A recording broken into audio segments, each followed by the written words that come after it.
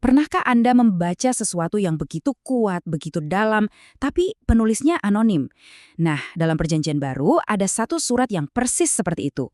Selamat datang, hari ini kita akan mengupas seruan mendesak di dalam kitab Ibrani. Oke, pertanyaan pertama yang pasti langsung muncul di benak kita semua, siapa sih yang menulis kitab ini? Dan jujur saja, ini adalah sebuah misteri besar yang sudah bikin para ahli pusing selama berabad-abad. Coba bayangkan, ini adalah salah satu karya teologi paling brilian dan kaya dalam sejarah, tapi penulisnya seolah sengaja tidak mau menyebutkan nama. Aneh kan? Padahal, dari cara dia menulis, jelas sekali kalau para penerima surat ini kenal betul siapa dia. Tapi, tahu tidak, mungkin misteri yang lebih penting bukanlah siapa penulisnya, melainkan mengapa surat ini harus ditulis. Dan jawabannya membawa kita dari sekedar teka-teki literatur ke sebuah krisis kemanusiaan yang sangat nyata. Surat ini tuh bukan ditulis untuk umum, sama sekali bukan. Ini adalah pesan yang sangat personal untuk sebuah komunitas Kristen Ibrani mula-mula yang bisa dibilang sedang berada di titik terendah mereka. Situasinya benar-benar genting. Dan ini bukan cuma soal krisis iman biasa ya, kita bicara soal penganiayaan fisik. Harta benda mereka dirampas, mereka diejek dan dipermalukan di depan umum. Iman mereka pada Kristus membawa konsekuensi yang sangat-sangat nyata dan menyakitkan. Nah, ini dia bahaya utamanya. Mereka sudah diambang menyerah. Mereka berpikir untuk kembali ke tradisi lama yang lebih aman. Makanya, surat ini bukan sekadar esai teologi yang indah. Ini adalah sebuah intervensi darurat. Sebuah upaya untuk menarik mereka kembali dari tepi jurang. Jadi dalam situasi yang segenting itu, apa yang dilakukan si penulis? Dia tidak hanya memberikan kata-kata penghiburan. Oh tidak, dia membangun satu argumen yang begitu besar, begitu kuat, dan tak terbantahkan. Dan inilah inti dari semua argumennya. Sederhananya, dia ingin membuktikan, tanpa keraguan sedikit pun, bahwa apa yang mereka miliki di dalam Kristus itu jauh lebih unggul daripada apapun yang menggoda mereka untuk kembali. Lalu gimana caranya dia membuktikan itu? Nah, disinilah letak kejeniusannya. Penulis ini melakukannya secara sistematis, poin demi poin, membandingkan Kristus dengan pilar-pilar Yudaisme yang paling dihormati. Penulisnya ini membangun argumennya lapis demi lapis. Pertama, dia tunjukkan kenapa Kristus lebih unggul dari para nabi. Lalu, dia buktikan Kristus lebih tinggi dari para malaikat, bahkan dari Musa sekalipun. Dan puncaknya, dia akan menunjukkan keunggulan Kristus sebagai imam besar yang abadi. Mari kita lihat lebih dekat. Para nabi itu kan pahlawan iman ya. Mereka adalah suara Tuhan selama ratusan tahun. Tapi penulis Ibrani bilang, tunggu dulu, itu baru sebagian cerita.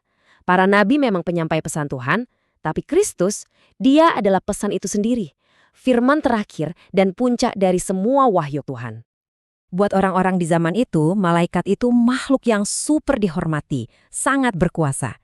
Tapi penulis ini membuat perbedaan yang sangat tajam. Malaikat itu posisinya hamba yang melayani.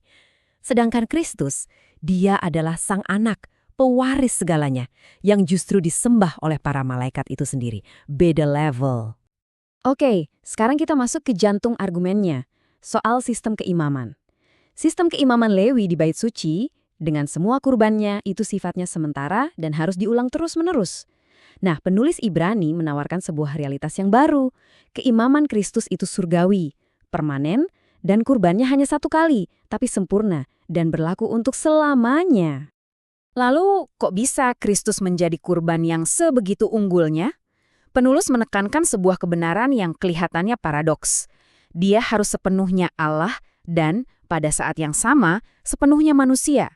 Sebagai cahaya kemuliaan Allah, dia cukup suci untuk jadi kurban yang sempurna. Dan sebagai manusia yang punya daging dan darah, dia bisa mewakili kita semua. Ini luar biasa. Bahasa aslinya menggunakan sebuah kata yang berarti gambar wujud yang tepat. Bayangkan sebuah stempel yang ditekan ke lilin panas. Bekasnya itu bukan cuma mirip stempelnya kan? Bekas itu adalah representasi yang persis sama. Nah, begitulah Kristus terhadap Allah. Dia bukan hanya mirip, dia adalah jejak sempurna dari hakikat Allah itu sendiri. Oke, setelah membangun argumen yang begitu kokoh tentang betapa unggulnya Kristus, sekarang penulisnya sampai pada kesimpulan yang tak terhindarkan. Dan harus diakui, kesimpulan ini sangatlah keras. Penulisnya tidak mau argumen teologinya cuma jadi teori. Dia langsung melemparkan pertanyaan ini ke para pembacanya, menghubungkan semuanya kembali ke keputusan hidup mati yang sedang mereka hadapi. Dan penulis ini sangat spesifik soal bahaya yang ada di depan mereka. Ini bukan soal keraguan sesaat atau kelemahan iman ya, bukan. Ini adalah kemurtadan, sebuah tindakan yang sadar dan disengaja untuk berbalik arah setelah mereka tahu kebenarannya.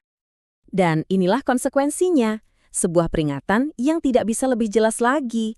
Kalau kamu dengan sengaja menolak kurban yang paling tinggi dan final di dalam Kristus, ya sudah, tidak ada lagi kurban lain yang tersisa untuk menghapus dosa. Titik. Nah, inilah yang membuat kitab Ibrani begitu unik. Di satu sisi, ini adalah pesan tentang jaminan dan harapan yang paling tinggi. Tapi di sisi lain, semua itu dibungkus dalam serangkaian peringatan yang paling serius. Ada harapan luar biasa bagi mereka yang bertahan, tapi ada konsekuensi yang sangat berat bagi mereka yang melepaskannya. Dan pertanyaan inilah yang ingin saya tinggalkan untuk kita renungkan. Apa artinya keseimbangan antara jaminan harapan yang begitu besar dan peringatan yang begitu keras ini?